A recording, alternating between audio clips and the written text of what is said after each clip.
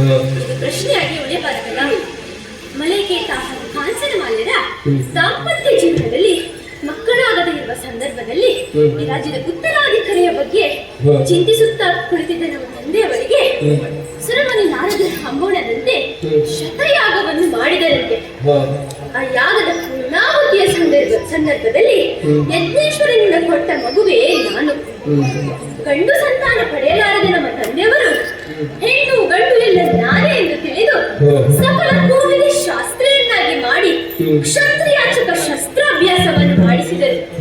ಮುಂದೊಂದು ದಿನ ಈ ರಾಜ್ಯದ ಸಿಂಹಾಪೀಠದಲ್ಲಿ ಕುಳ್ಳಿರಿಸಿ ಈ ಪಾಂಡ್ಯ ದೇಶದ ರಾಣಿ ಮೀನಾಕ್ಷಿಯನ್ನು ಸಾರಿದರು. ತಂದೆಯ ಆಸೆ ಆಕಾಂಕ್ಷೆಗಳಿಗನುಗುಣವಾಗಿ ರಾಜ್ಯಭಾರ ಮಾಡುತ್ತಾ ಬಂದೆ. ಆದರೆ ಸಕಲ ವೈಭವದಿಂದ ತಂದೆಯನ್ನು ಸಂತುಷ್ಟಪಡಿಸುವ ಯೋಗಭಾಗ್ಯನಲ್ಲದಿರುವುದು. ತಂದೆಯರು ಮರಣಕ್ಕೆ ತುತ್ತಾದರು. ತಿಲಕವಿಲ್ಲದ ತಾಯಿಯ ಹಣೆಯನ್ನು ನೋಡುವ ದೌರ್ಭಾಗ್ಯವನ್ನು ನನ್ನದಾಯಿತು. ಆದರೆ ಏನು ಮಾಡಲಿ, ಅರಸೊತ್ತಿಗೆಯ ಚುಕ್ಕಾಣಿಯನ್ನು ಹಿಡಿದ ಮೇಲೆ ಸುಮ್ಮನೆ ಕೊರಗುತ್ತಾ ಕುಳಿತಿರಲು ಸಾಧ್ಯವೇ ಇಲ್ಲ. ತಂದೆಗೆ ಬೇಕಾದ ಅವರ ಕ್ರಿಯೆಗಳನ್ನು ಮಾಡಿದೆ. ತಾಯಿಗೆ ಕೊರಗುತ್ತಿರುವ ತಾಯಿಗೆ ಧೈರ್ಯ ಹೇಳಿದೆ. ರಾಜ್ಯಭಾರ ಕ್ರಮದಲ್ಲಿ ಎಲ್ಲರ ಮನವನ್ನು ಸಂತೈಸಿದ್ದೇನೆ. ಆದರೂ ನಾನು ಹೆಣ್ಣಲ್ಲವೇ? ಇದರ ಪ್ರಾಯವೆಷ್ಟು?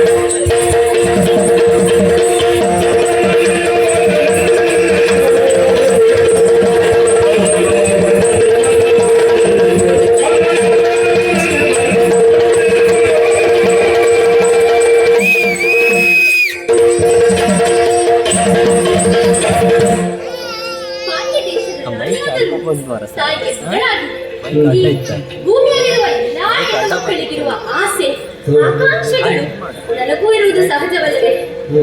14 ವರ್ಷ ತುಂಬಿ ಷೋಡಶ ಕಲೆಗಳು ಮೈಯಿಂದ ಹೊರಹೊಮ್ಮುವ ಈ ಸಂದರ್ಭ ಅದನ್ನು ಮಾನಸಿಕವಾಗಿ ಮುದುಡಿಕೊಳ್ಳುವಂತಾಗುತ್ತದೆ. ಹೆಣ್ಣು ಈ ಪ್ರಾಯದಲ್ಲಿಯೇ ಸರ್ವರ ಕಣ್ಣಿಗೂ ಹಬ್ಬವನ್ನುಂಟು ಮಾಡುವ ದೇಹ ಸೌಂದರ್ಯವನ್ನು ಪಡೆದಿರುತ್ತಾಳಂತೆ.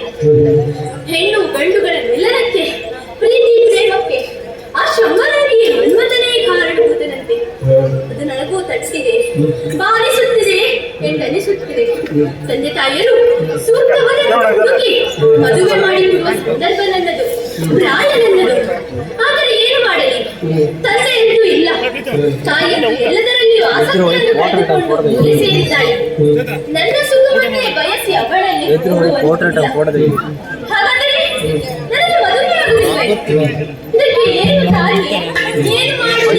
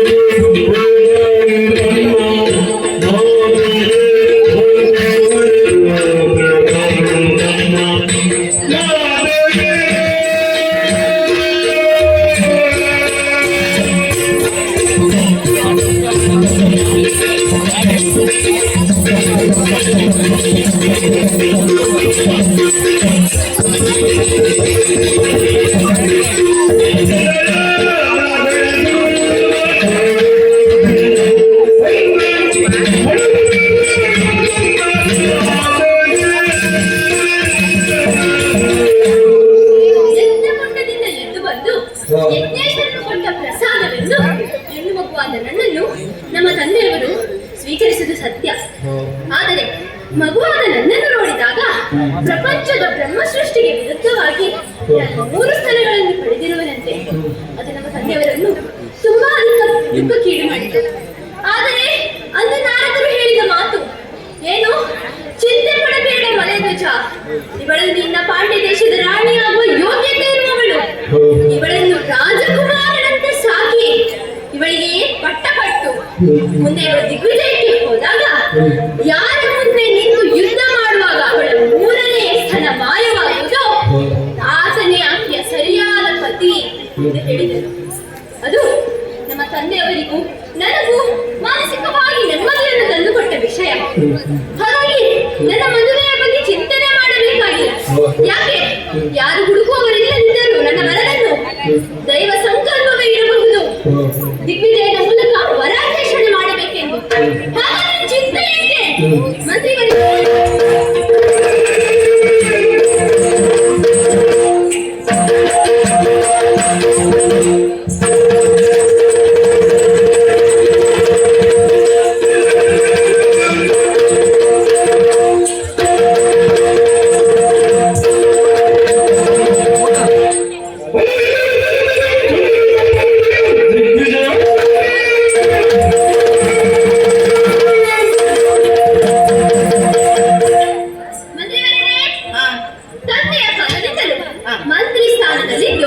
ಈ ರಾಜ್ಯದ ರಾಜಕೀಯವಾದ ಒಳ ಹೊರಗುಗಳನ್ನು ಬಲ್ಲವರಾಗಿದ್ದು ನಾನು ರಾಣಿಯಾದ ಮೇಲೂ ಯಾವುದೇ ರೀತಿಯ ವಂಚನೆ ಇಲ್ಲದೆ ನಿಷ್ಠೆಯಿಂದ ಸೇವೆ ಸಲ್ಲಿಸುತ್ತಾ ಬಂದವರು ತಾವು.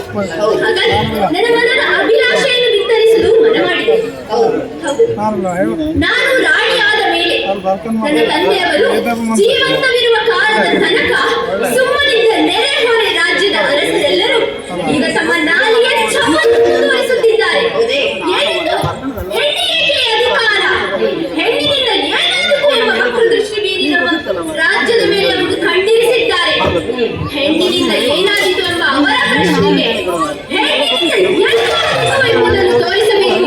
ಯಾವುದರ ಮೂಲಕ?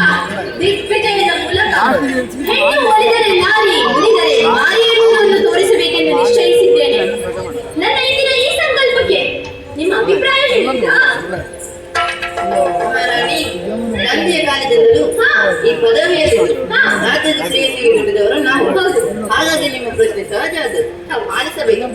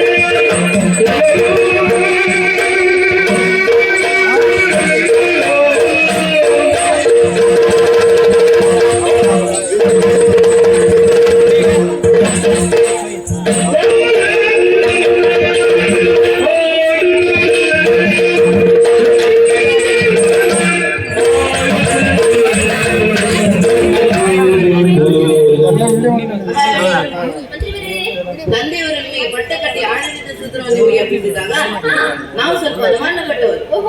ಆದರೆ ಈ ನಿಮ್ಮ ಆಡಳಿತ ಚಾಮರಾಜಪೇಟೆಗೆ ನಾವು ತಲೆಬಾಗಿದೆವು. ಆದರೆ ಈ ನಿಮಗೆ ವಿಷಯ ರಾಜಕೀಯ ಸಂಬಂಧವಾದದ್ದು. ದಿಗ್ವಿಜಯ ಅಂದರೆ ಅರಸ ಮಕ್ಕಳಲ್ಲ. ಸರಿ, ಯುದ್ಧ ಮಾಡುವ ಸನ್ನಿವೇಶ ಒದಗಿ ಬರುತ್ತದೆ. ಅವರ ಶಿವನಿಗೆ ಬೆದರದು ದಿಟ್ಟತನ ಈ ಪ್ರಪಂಚ ಎನ್ನುವುದು ಪುರುಷ ಪ್ರಧಾನ. ಹಾಗಾಗಿ ನಾವು ಸಾಧ್ಯವಾಗುವ ಮಾತೆ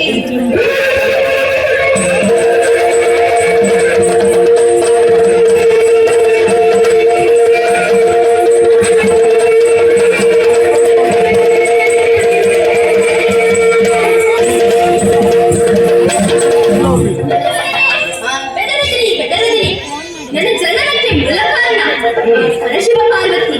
ಹಾಗಾಗಿ ಆ ಮದನವೈರಿ ಅನುಗ್ರಹ ಸಂಪೂರ್ಣವಾಗಿ ನನ್ನ ಮೇಲಿದೆ. ಧರಣಿಪರು ಎಷ್ಟೇ ಪರಾಕ್ರಮಿಗಳಾಗಿರಲಿ, ರಣಚಂಡಿಯಾಗಿ ಹುಲಿ ಸಮಾನ. ಹಾಗಾಗಿ ಚಿಂತೆ ಪಡಬೇಡಿ. ನನ್ನ ದಿಗ್ವಿಜಯದ ಕಾಲದಲ್ಲೂ ಗಾರುಗಿಳಿಸಿ ಅವರ ಪಡೆದು ನನ್ನ ಪರಾಕ್ರಮ ಪ್ರದರ್ಶನದ ಮೂಲಕ ನಿಮ್ಮ ಮನವನ್ನು ಮೆಚ್ಚಿಸುತ್ತೇನೆ. ಮುಂದೆ ಚಿಂತೆ ಇಲ್ಲದೆ ಸೇನೆಯನ್ನು ತಯಾರು ಮಾಡಿ. ಹೇಗೆ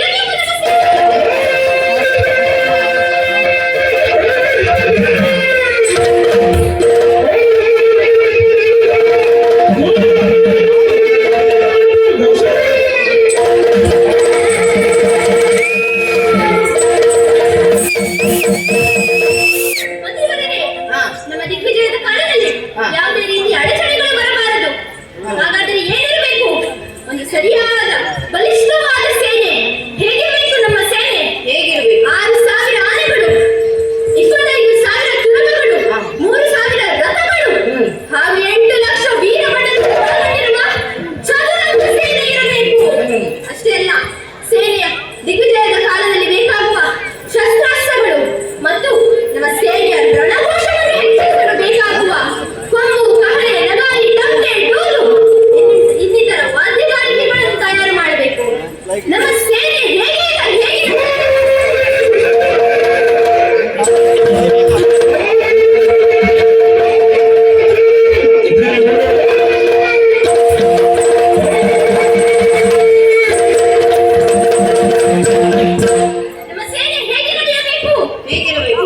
ಸೇರಿ ಕಾಲಿಟ್ಟ ತಕ್ಷಣ ಧರಣಿ ಕಂಪಿಸಿ ಕುಸಿಯಬೇಕು.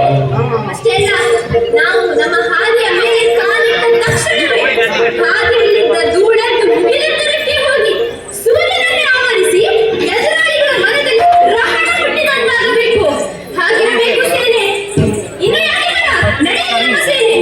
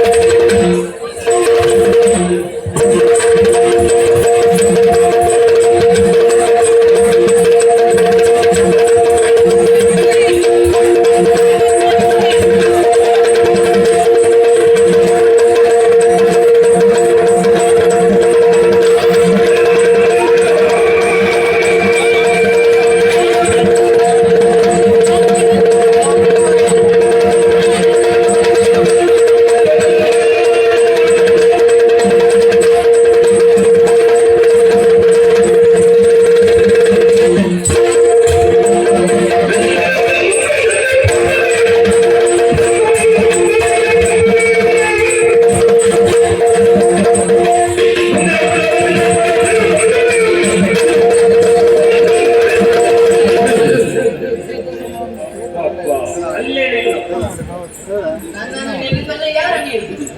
ಎಂತ ಬಂದಿರು? ನಾನು ಯಾರನ್ನು ನಿನಗೆ ಗೊತ್ತಿಲ್ಲಲ್ಲ. ಇಲ್ಲ ಬಂದು ನುಗ್ಲಿ ಬಿಡುವ.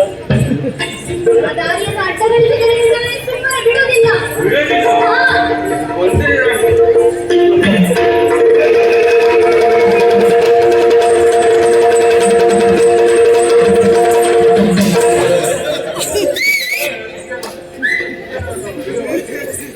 ಕೈಗೆ ಸಿಕ್ಕು ನುಚ್ಚನ್ನು ಮಾಡಿಸಿದ್ದೇನೆ. ಮೇಲೆ ಬಾ.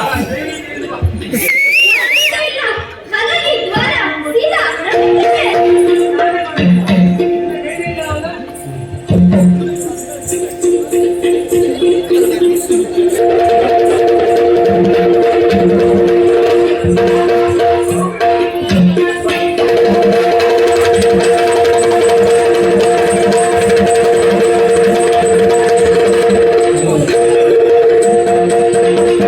ಆಯ್ತು ನಿನ್ನ ತಪ್ಪು. ಆವಾಗ ತುಂಬಾ ಹಾರಾಡುತ್ತಿದ್ದೆಯಲ್ಲ. ನಿನ್ನನ್ನು ಹೀಗೆ ಬಿಟ್ಟರೆ ಸಾಕಾಗುವುದಿಲ್ಲ. ಹೇಳು ಮೇಲೆ.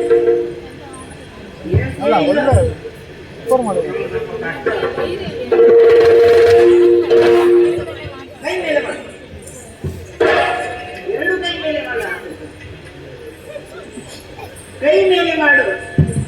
ಹಾ, ಹಿಡ್ಕೋ. ಹೋಗು, ನಿನ್ನೊಡೆಯನಿಗೆ ಹೇಳು. ತರುಣಿಯೊಬ್ಬಳ ದಿಕ್ಕಿನ ಕಾಲಿ ಬಂದಿದ್ದಾಳೆ. ಶರಣಾಗಿ ಕಪ್ಪ ಕಾಣಿಕೆಯನ್ನು ಕೊಡಬೇಕು. ಇಲ್ಲಂತಾದರೆ ಯುದ್ಧಕ್ಕೆ ಅಡ್ಡಬೇಕು. ಹೋಗಲು ಹೇಳು ನಿನ್ನ ಒಡೆಯನಿಗೆ.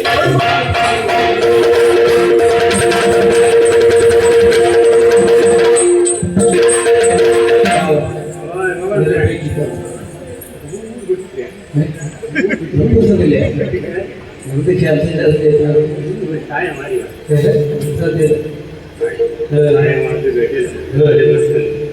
ಸಾಕು ಮಾತ್ರ. ಈ ಕೆಲಸ ಸಾಕು ನಮಗೆ. ಗೋಡಿಗೆ ತಿಂಬುದು ಆಯ್ತು, ಈ ಕೆಲಸ ಎರಡು ಕೆಲಸ ಆಯ್ತು. ಕೆಲಸ ಮೇಲೆ ಕೊಯ್ದು ಮಾಡೋದು ಒಳ್ಳೆ. ಬೇರೆ ಏನೋ ಕೆಲಸ ಉಂಟ ಏನೋ ಮೋಟಾರಿಗೆ ಕೆಲಸ ಇಲ್ಲ ಆಗಲ್ಲ ನಿಮ್ಗೆ. ನಿಮ್ ಕೆಲಸ ಕೊಡು ಗೊಂಡಾಗಿಲ್ಲ. ನಾವು ಒಟ್ಟಿಗೆ ಹೋದಲ್ಲೆಲ್ಲ ಕೊಡಿ ನೆಮ್ಮದಿ. ನಾನು ನಿಮ್ಗೆ ನಮ್ಗಡೆ ಹೋಗ್ತೇನೆ. ಅದಕ್ಕೆಲ್ಲ ಉಂಟ ಇಲ್ಲ, ನೀವು ಎರಡು ಜಂಡಿ ಇಟ್ಕೊಂಡ್ಬಿಡ್ತೀವಿ. ಒಂದು ಜಂಡಿ ಹಾಕ್ಬಿಟ್ಟು ನಾವು ಹುಡುಗ ಅಂತ ಕಾಣಿ ನಮಗೆಲ್ಲ ಕೆಲಸ ಇತ್ತು ಅನ್ನೋದಿನ ಕೆಲಸ. ನಾವು ಅದು 365 ದಿನ ಕೆಲಸ ನಾವೆಲ್ಲ ಮಾಡಿ ಗಂಡು ಸ್ವಲ್ಪ ದೂರ ಆಗ್ತದೆ. ನಮ್ಮ ಹೋಗಬೇಕಾದ್ರೆ ದೂರ ಆಯ್ತಲ್ಲ. ಆಯ್ತು, ಇನ್ನೇನು ಕೆಲಸ ಇಲ್ಲ ಅನ್ನೋದೇ ನಾವು ಮಾಡಿ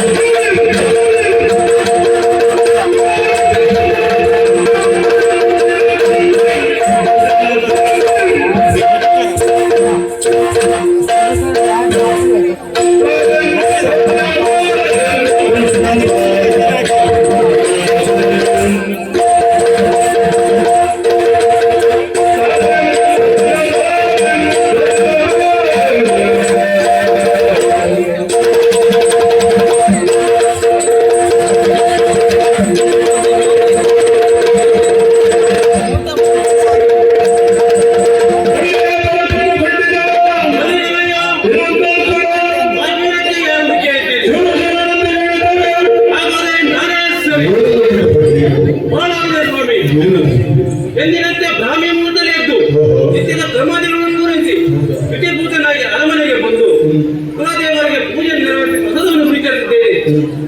ಅಂಗಕ್ಕೆ ಬೇಕಾದ ಸಕಲ ಆಭರಣವನ್ನು ತೊಟ್ಟು ಶೃಂಗಾರಭೂಷಿತರಾಗಿ ಉತ್ತಾರ ರಾಜಸಭೆಗೆ ಬಂದಿದ್ದೇನೆ. ರಾಜಸಭೆಯನ್ನು ನೋಡುವಾಗ ಬಹಳ ಸಂತೋಷವಾಗ್ತಾ ಇದೆ. ಮಂತ್ರಿ ಮಾಡಲಿದ್ದವರ್ಗ, ಸಾಮಂತ ರಾಜವರ್ಗದವರು, ಸೇನಾಧಿಪತಿಗಳು ಹಾಗೂ ಪ್ರಜೆಗಳು ಎಲ್ಲರೂ ಸೇರಿದ್ದಾರೆ. ಸತ್ಯ ಅಸತ್ಯ, ಧರ್ಮ ಅಧರ್ಮ, ನ್ಯಾಯ ಅನ್ಯಾಯಗಳ ದ್ವಂದ್ವಮಯ ಪ್ರಪಂಚದಲ್ಲಿ ಯಾರು ಸತ್ಯ ನ್ಯಾಯ ಮತ್ತು ಧರ್ಮದಿಂದ ರಾಜ್ಯವನ್ನು ಆಳುತ್ತಾರೋ ಅವರು ಸತ್ಯಕಾಲ ರಾಜ್ಯವನ್ನು ಆಳಲಿಕ್ಕೆ ಸಾಧ್ಯ. ಆದ್ದರಿಂದ ಪ್ರಜೆಗಳ ಯೋಗಕ್ಷೇಮವನ್ನು ನೋಡಿಕೊಳ್ಳಲು ಸಾಧ್ಯವಾಗುತ್ತದೆ. ಆ ದಿಸೆಯಲ್ಲಿ ನಾನು ಒಳ್ಳೆಯ ರೀತಿಯ ರಾಜ್ಯಭಾರವನ್ನು ಮಾಡಿದ್ದೇನೆ. ನನಗೆ ಬಹಳ ತೃಪ್ತಿ ಇದೆ. ಯಾರು ಆ ಕಡೆಯಲ್ಲಿ ಬರುತ್ತಿಲ್ಲ ಅಂತ ಇದ್ದಲ್ಲ.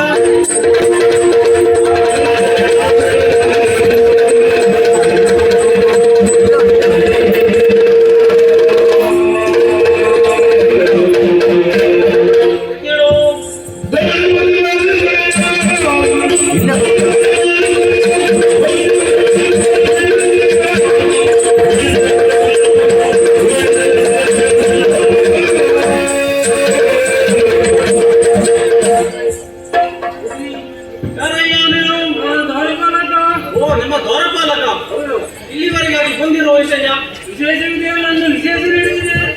ದೂರದಲ್ಲಿ ಹೇಳದು ನನ್ನನ್ನು ಅಲ್ಲಿಗೆ ಕಳಿಸಿಬಿಟ್ಟದ್ದು ನೀವಲ್ಲಿ. ನಾನೇ ಅಲ್ವಾ ನಿನಗೆ ನೇಮಿಸಿಕೊಂಡದ್ದು. ದ್ವಾರದಲ್ಲಿ ನೋಡ್ಕೊಂಡು ಹೇಳಿದ್ದು ನೀವೇ. ಹೌದು. ಅದಕ್ಕಾಗಿ ಚೆನ್ನಾಗಿ ನೋಡ್ತಾ ಇದ್ದೀನಿ. ಅಲ್ಲೊಂದು ವಿಶೇಷ ಹೇಳಿದೆ. ಏನದು? ನೀವು ನಮ್ಮ ಆಯುಧಗಳೇ ನನ್ನ ಮಾವನ ಅದು ನಿಮ್ಮ ಅಲ್ಲದೆ ನಿಮ್ಮ ಕೈ ಕಾಲಕ್ಕೆ ಅರ್ಥ ಮಾಡೋಣಲ್ಲ ನಾವು. ನೀವು ಹೇಳಿದ್ರೆ ನಾವು ಕೇಳಬೇಕಲ್ಲ. ಅದಕ್ಕೆಲ್ಲ ನಿನ್ನ ಸಂಬಳ ಕೊಟ್ಟು ಇರಿಸಿಕೊಂಡಿರೋದು. ತುಂಬಾ ಮೈಟಿ ಎಲ್ಲ ತುಂಬಾ ಸುತ್ತಾಗಿದೆ. ಸ್ವಲ್ಪ ಎಣ್ಣೆ ಬಿಟ್ಟೇ ಕೂತಿದ್ರು. ಎಲ್ಲಿಗೆ? ದ್ವಾರದಲ್ಲಿ ಕಣ್ಣಿಗೆ ಕಡೆ ಬಿಟ್ಟಿದ್ದ. ಕಣ್ಣಿಗೆ ಹಾಗಾದ್ರೆ ಸರಿಯಾಗಿ ಕೆಲಸ ಮಾಡ್ತಾ ಇದ್ದೀಯ. ಅಲ್ಲೊಂದು ಸೇರೆ ಬಂದ ಗತಿ ದ್ವಾರದಲ್ಲಿ ಯಾವ ಕಡೆಯಿಂದ ಬಂತು? ಕಾಯಿಲೆಯಿಂದ ಬಂದು ಮಾವನ ಮನೆಯಲ್ಲಿ ಹತ್ರ ಉಂಟು. ಮಾವನ ಮನೆ ಅಲ್ಲಿ ಅವರ ಓಕೆ ಆಗತ್ತೆ. ಅನ್ನೋದು ಸಾವಿರ ಕಟ್ಟಲ ಸೇರಿ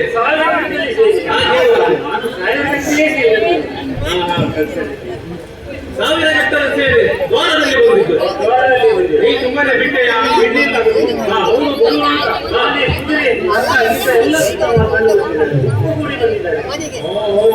ಇದರಂತ ಸಮಸ್ಯೆ ಇಲ್ಲ ಬಂತು.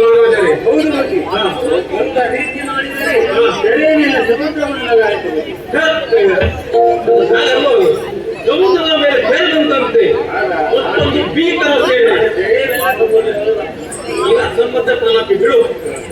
ಆಮೇಲೆ ಬಂದಿದ್ದೀರಿ ನಮ್ಮ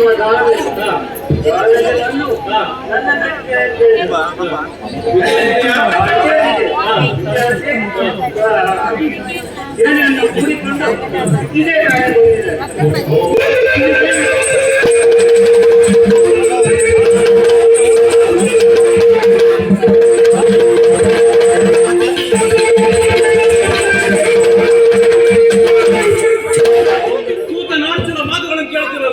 ಮೈಯಲ್ಲಿ ರೋಷ ಹುಟ್ಟಿ ಹರಿತಾ ಇದೆ. ಏನು ಬೇಗ ಒಂದು ನಮ್ಮ ದ್ವಾರದಲ್ಲಿ ಬಂದಿದೆ. ಅದು ಕೂಡ ನಮ್ಮ ದ್ವಾರದಲ್ಲಿ ಬಂದಿರಲ್ಲದೆ ನಮ್ಮ ದ್ವಾರಪಾಲಕರನ್ನು ದಂಡಿಸಿರುವುದು ಅಂತ ಹೇಳಿದ್ರು ನಾವು.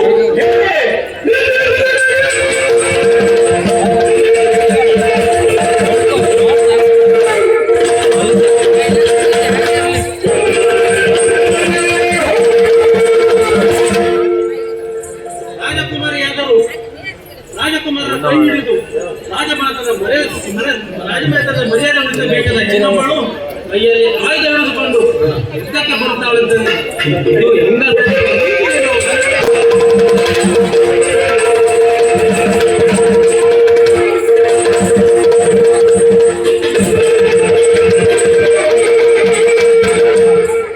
ಶ್ರೇಷ್ಠವಾದ ಅರಕಮನೆತನದಲ್ಲಿ ಹುಟ್ಟಿ ಶ್ರೇಷ್ಠವಾದ ಯುದ್ಧಗಳನ್ನು ಕರಗತ ಮಾಡಿಕೊಂಡಿರುವ ಈ ಗಂಡು ಕರೆಯಲ್ಲಿ ಹೆಣ್ಣೊಬ್ಬಳು ಗೊತ್ತಾಳೆಂದರೆ ನಾವು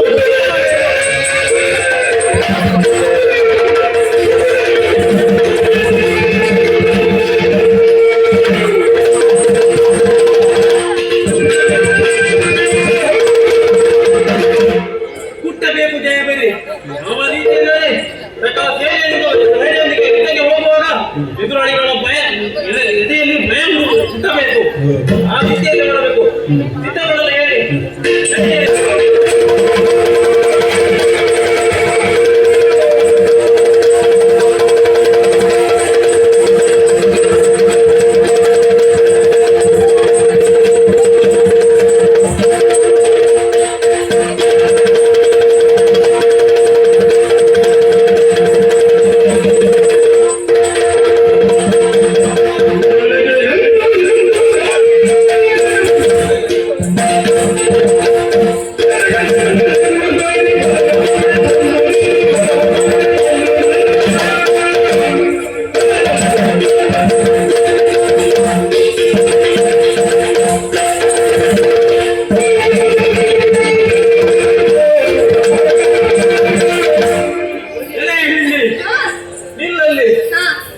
ಇಷ್ಟೊಂದು ಕೋಲಾಹಲ ಸೃಷ್ಟಿಸಲು ಮುಂದಾಗ್ತಾ ಇದೆಯಲ್ಲ, ನಿನ್ನನ್ನು ವಿಚಾರಿಸಲೇಬೇಕು.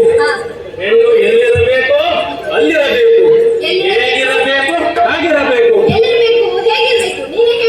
ಆಯಾ ಪ್ರಬುದ್ಧೆಯಾದ ಹೆಣ್ಣುಗಳು ಯೋಗ್ಯ ವರನ ಕೈ ಹಿಡಿದು ಗೃಹಿಣಿಯಾಗಿ ಮಕ್ಕಳಿಗೆ ತಾಯಿಯಾಗಿ ಇರಬೇಕಾದ ನೀನು ಗಂಡು ಬೀರಿಯಂತೆ ಕೈಯಲ್ಲಿ ಆಯುಧ ಹಿಡಿದುಕೊಂಡು ಯುದ್ಧಕ್ಕೆ ಬರುತ್ತೆಂತಾದರೆ ನನಗೆ ಇನ್ನ ಪರಿಚಯ ಬೇಕು. ನೀವು ಯಾರು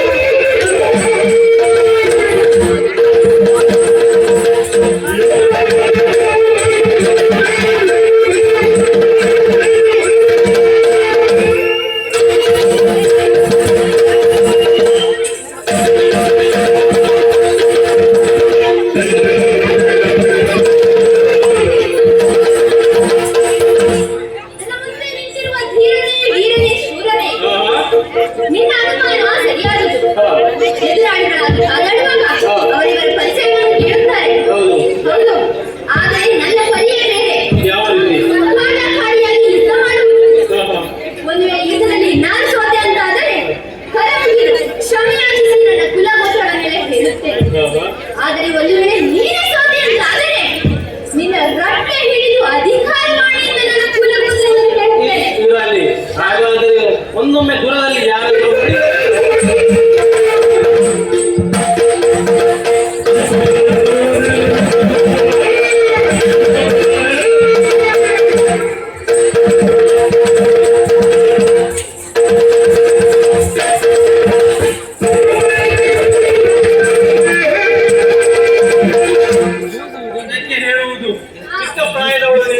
ನಿನಗೆ ಬುದ್ಧಿ ಕಡಿಮೆ, ಬೆಳೆಯದ ಬುದ್ಧಿ ಬಲಿಯದ ವಿವೇಕ, ವಿವೇಚಿಸುವ ವ್ಯಕ್ತಿ ವಿವೇಕ ನಿನ್ನಲ್ಲಿಲ್ಲ. ಹಾಗಾಗಿ ನಿನ್ನಲ್ಲಿ ಹೇಳ್ತಾ ಇದ್ದೇನೆ ನೋಡು, ಗಂಡು ಕಲಿಯಾದ ನನ್ನಲ್ಲಿ ನಿನ್ನಂತೆ ಎದ್ದ ಬೇಡ.